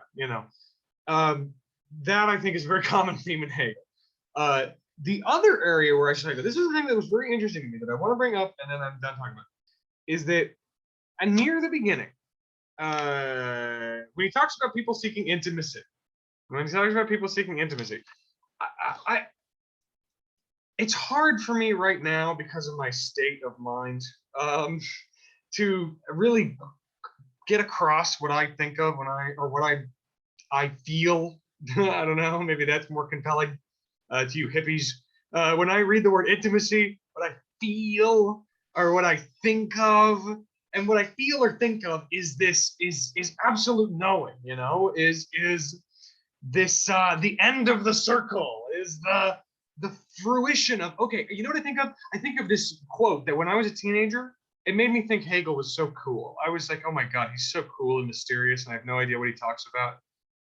Because he said, I read this quote from Hegel where he says, we are born to know who we are. And I was like, oh, wow, that's awesome. Oh my God, I was totally blown away by that. I mean, and everybody says that sort of stupid, stuff. But the fact that he said that, I was like, whoa, like he says all kinds of weird stuff. That must be kind of like a weird way to say that too. Yeah, and when I found out, I said, yes, it is kind of weird. Okay, to illustrate my point and then be done. At the very beginning, let's just say, I'm going to try and, through this thing, I'm going to try and get across what I mean, what I think of when he says intimacy. I'll be done. At the beginning, Bataille says people seek intimacy in works or things. We work on things. Our labor is on things. I work. That even Marx says that. My work is where I extend my labor into things. Whatever, concepts, things, whatever, physical things, whatever. The Roman Catholics saw this as right. They saw this as right. They were like, this is good. Do you see all this awesome stuff around us? See all the incense and the gold and the, whatever, the crackers, and it's going really well. Things are right, and we're intimate. We're getting intimate, and things are good, and we're in the spirit of Jesus and stuff. And the Protestants said, okay, I don't know about that, but they kept doing works, and they kept engaging in the world of things because that was all that could be done. That was all that they could stand to do, that could even, possibly conceive of doing, was just going out there and doing stuff. With not so cold and with such calculating efficiency as the Roman Catholics, tabulating their goodness to get goodness points. And then if you get over a certain high score or something, you definitely get into heaven based on your works.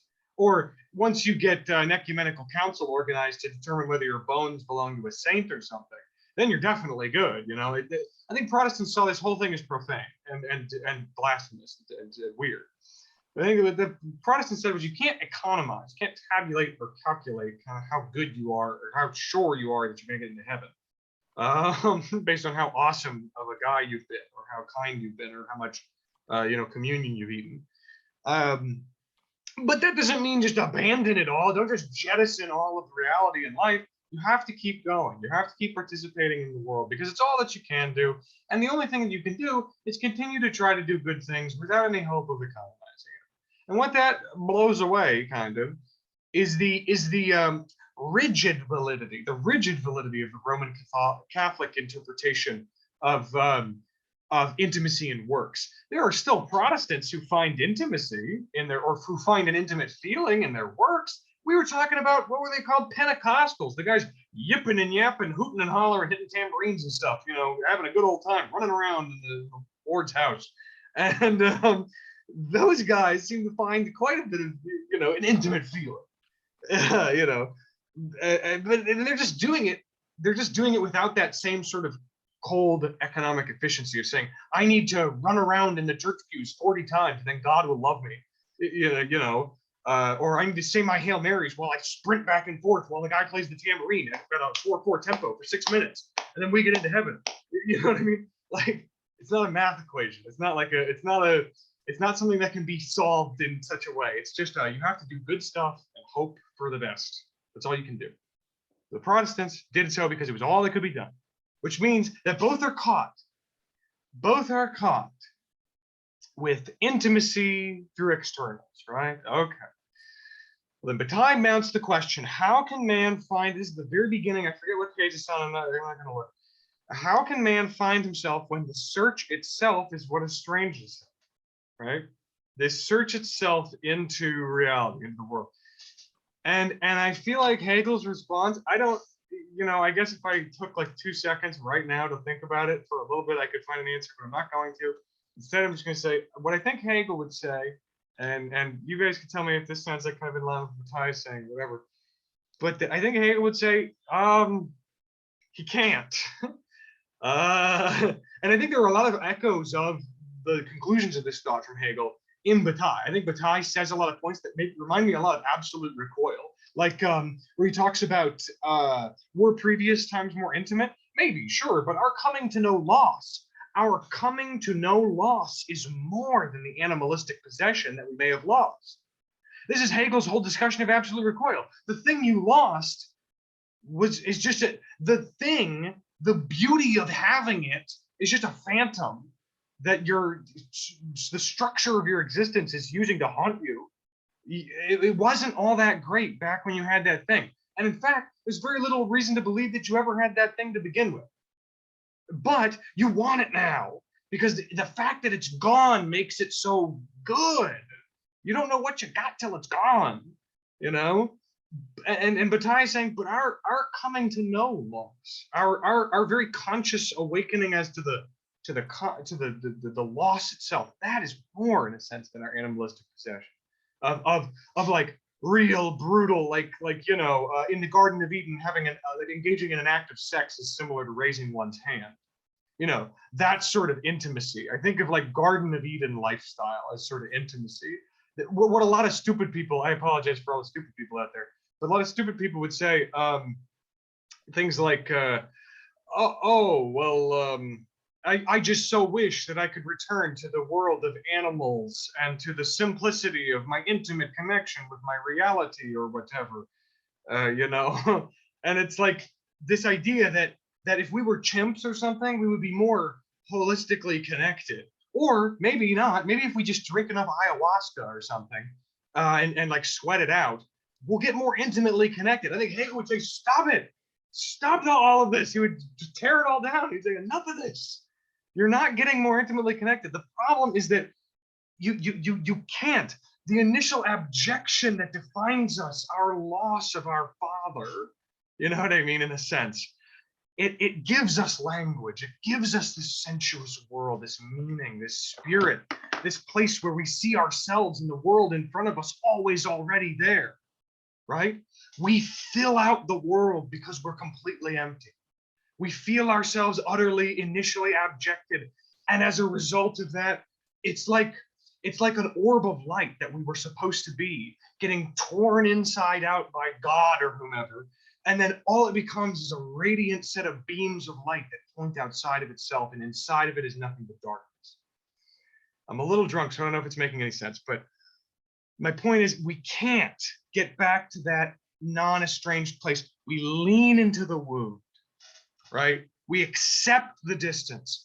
We wholly embrace the fact that I am estranged from myself as the point of recognition of its own solution. Of I am always already estranged from myself with these several layers of distance. That in itself, as a statement or understanding, is, at least in some sense, a breaking down of the barrier of estrangement by recognition of estrangement. It's like what I was talking about last week with the feminine non-all versus the masculine all, right? The Hegelian feminine is the only way I can know myself is to know that I don't know myself. The only knowledge I can have is a non-knowledge. Okay. It's a feminine position rather than saying the masculine position. I know myself except for these few boo-boos or this one big boo-boo like apperception or something, or how I schematize. Don't worry about that. Otherwise, it works. Hegel would say, near. You've got, yeah. You know what I'm saying? Get that CRT stuff out of here, Chase. Yeah. You know. So that's where, and I think that at the very least, I don't know about the mechanisms behind where Bataille is coming from with the finer points of his argument, but I think that Bataille and Hegel, at the very least, and maybe just I'm making a desperate attempt at a sign of peaceability between our two clans. There's a feminine perspective, a Lacanian feminine perspective on logic being engaged in by Bataille and Hegel. I can say that. Peace, love, and all of the above. What do you? That's it. I'm so glad you talked. I love you drunk. It's the best. So, Hunter, what I thank you. got out of that is Hegel is right about everything. Is that what you were saying? Well, that's assumed, but I'm glad you finally picked that up now. I think sooner rather than later. I think that's it. Which, maybe. Okay. I just had a thought. Like, but Bataille, it sounded like he was saying that there was hope in Marx. I was getting like like Marxism's paving the way maybe back towards intimacy of some sorts. I don't know if Bataille would totally get behind that, but I'm wondering like how is Bataille painting Marx in this chapter, and does that align with this Hegelian view or not?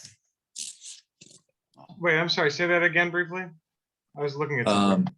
How is Bataille painting Marx in this chapter, and does that align with this Hegelian point? Well, yeah, actually, yes. Okay, thank you for.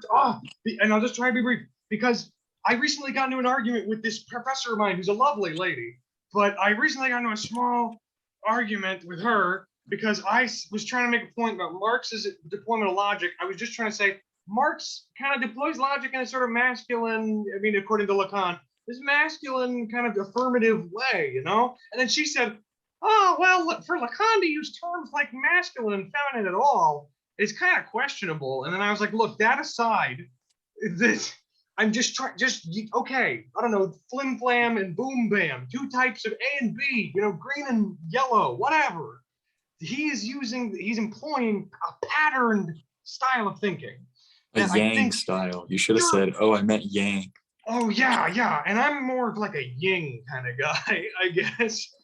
And my point is, the way that I see, and this is why, okay, the reason that I think it's fair to say that Marx reduces or not reduces, but elaborates on the thingness of the world, right?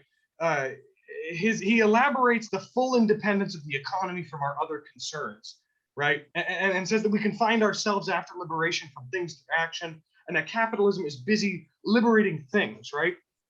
So we're in this place of a radical affirmation of the material and a negation of the spiritual, with things subordinating one another, right? The plow and the guy and the this and the that, and you got it. Okay.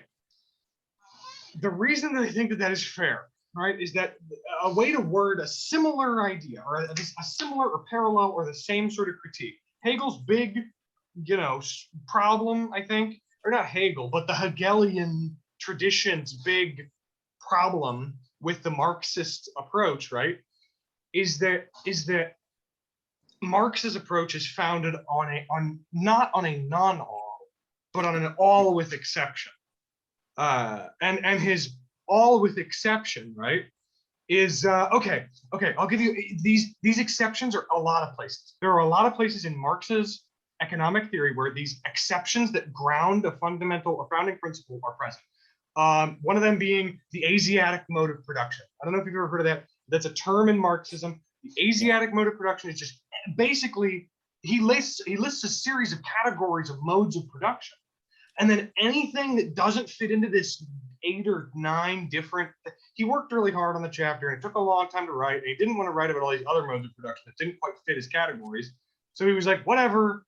Everything else, it's Asian, it's Asiatic, it's the Asiatic mode of production. It's all whatever, you despots and how they do it's different from what I'm talking about. Okay. And by the way, Chase, absolute recoil is a term that Hegel uses, but Zizek is way more focused on it. He thinks that it's super important in our day-to-day life. I have a big reason that I think Zizek picks up on absolute recoil is because it lets him fight PC people, and he's kind of about that, which I'm not, whatever. But that aside, I think my problem, the like Hegelian, Lacanian, maybe I guess problem with Marx, is that he's making these bold claims. He's making these bold systematic claims that there is an immutable science that and this was Karl Popper's problem, saying that it's an unfalsifiable and that the only problem is class consciousness, or making statements like all you have to lose, or you have nothing to lose but your chains, right? I said that. Why is it that Marx is saying I have nothing to lose but my chains? Doesn't that imply that I'm kind of like nothing, that I'm like a loser, and that I have nothing to lose but my chains? And then she said, okay, whoa, buddy, let's not criticize Marx for a polemical little pamphlet he wrote when he was 20. He was 32 when he wrote the text, by the way. I looked it up. But she was like, don't take it. It was a pamphlet he wrote to inspire people, okay? He was maybe being a little bombastic. And I was like, okay, I'll allow it, right? Sure. But the bigger root issue, these are all just signs and signposts pointing to a problem with Marx, which is that Marx's dream of the communist future is basically a capitalist dream. And it's really hard to convince people that I know of that are Marxist of this, because I am a Marxist as well. But I have to get this across, that the Marxist, and Bataille talks about it, that the once we liberate ourselves from materials, then we can work on ourselves, right? Well, what that means is unfettered materials. Well, what does that mean? Unfettered production of materials. What's the problem with capitalism? Oh, it's because it's inefficient. It's fettered. We're not, I mean the moral aspect we can point to as is morally abhorrent or whatever. And yes, Marx was a person with feelings, and he felt moral feelings about certain things. Yes. But he really tried to say that this political economy critique was non-moral. And you can talk to some of the Marxist professors here at Texas State. Was Marx trying to make, in Capital Volume 1 and 2, was he trying to make a moral statement about a condemnation? No. He's just trying to criticize the political economy as it stands for its antagonisms, its issues in production, the mode of distribution of ends and things like that. And there were a lot of structural issues that led to instability, eventual collapse, signs of decay, structural problems like, yeah, thank you. Like the rate of profit, the tendency of the rate of profit to fall. That was one of the biggest structural issues that Marx was saying, like, this is not gonna hold for very long. We gotta fix this, or we gotta at least pay attention to this. So my point is, he's pointing to the fetters of capital. He's pointing to the problems with capital, right? Yes, I know. So get to the absolute knowing already, buddy. The problem is he's trying, the thing that would fix it, the thing that would fix it is this: there's this obstacle in the way. There's unfettered production on one end and us on the other end. We're on the other end, and there's this wall in between us, this fetter to production, the antagonisms of capital. As soon as the antagonisms of capital are lifted, unfettered production can begin and liberated labor can occur. Truly liberated labor, a technical term for Marx, can occur once the antagonisms of capital, this barrier, right, is lifted. Okay, right? But the big Hegelian problem with that is to say the obstacle, once you get rid of the obstacle, you will get rid of the thing that it was an obstacle toward initially, right? The fogged, the like frosted glass hiding my visage, once that disappears, I disappear with it. You know, there's no perfect thing here that should be here, right? It's just the thing with the fetter. The productive capacity, Todd McGowan was recently in a thing with Zizek, actually.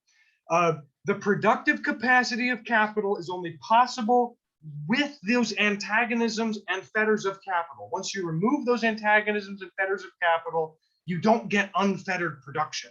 The whole thing just stops. Yeah. So the question, is just like, is Bataille gonna lean in that direction of Marx, or is he gonna recoil? I think that's, I'm excited to see that. I don't know. I don't know.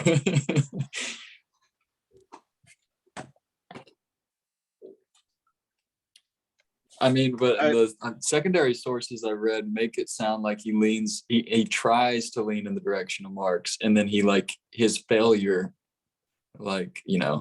puts him back in the Hegelian feminine, however you're pitting it. Yang. That would be yin. In the future, under little c communism for Marx, Thank you, Joey. the economy doesn't have to produce as much as it does under capitalism, because you're literally not having to create the resources to maintain the state, to maintain the government. Plus, there's going to be more true needs and wants. And the implication is the lack of mass accumulation of things. Yeah, if Marx said specifically that if our goal was just to produce the most possible, we should just stick with capitalism. He said communism isn't unfettered in that it produces the most, it was that it produces better, more or less. Also, Hunter, no, it wasn't quite talking about back on chimps. I just think, how chimps deal with, stopping the emergence of class society is that whenever a chimp tries to hoard too much, they usually bludgeon him to death. So I think chimps kind of had a good idea, tried and true method. Be a chimp, bludgeon chimp to death if they try to produce class society. Go back to being a chimp. So I prefer bonobo monkeys personally. Chimps are terrifying. I would not get anywhere near those. They'll eat your face. You raise foxes. Fox, they're scared of people. They'll run Oh my- away. They'll run away. They're little tiny like dog things. We have had wildly different experiences with foxes. Did you accidentally corner a fox? No, well, I guess suppose so, but they would always try to get in the chicken coop, so they've got pretty aggressive. That's the job of a fox. Yeah, That's and what they're supposed to do. Thank you for the chickens. it looked like a slaughterhouse afterwards, and then God Well, help of you if course, you it's tried to like- get them out when they're mid chicken slaughtering. I'm like, dang, Look, not going guys, anywhere this near you. nice Them and man. groundhogs, just brutal.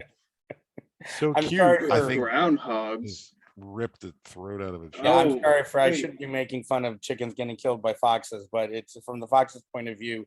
You've just done a great job of putting all this great fresh meat together for them. Oh yeah, no. I find them kind of ferocious, and I mean, when you see them ripping chickens apart, it's a little scary. Yeah. I kind of want to eat some Alright, chicken now. I'm gonna go now. Yeah, I I'm think gonna we're eat too. some chicken. Go put honey on it. It's See the y'all later. best. Fried chicken. Remember, Bye. that's what that family is eating in the movie The Birds. Oh yeah. Attack the diner. Oh hey, Nevitt, Ed, I'm sorry I missed Monday, but I will be on this Monday. Did we go through the Lighthouse reading? No, we finished the Enchanted Isles. The Enchanted Isles was okay. All right, so I'm caught up. Alrighty. So I apologize for that, but I'll be on this Monday. See you guys then. Sounds good. See you. Everybody's busy. Y'all be safe. Don't drive, Hunter. I don't want Love you, Hunter. No, I don't even own a car. Okay, bye. That doesn't mean you Bye. couldn't drive anyway. That's true. All right, bye. Bye.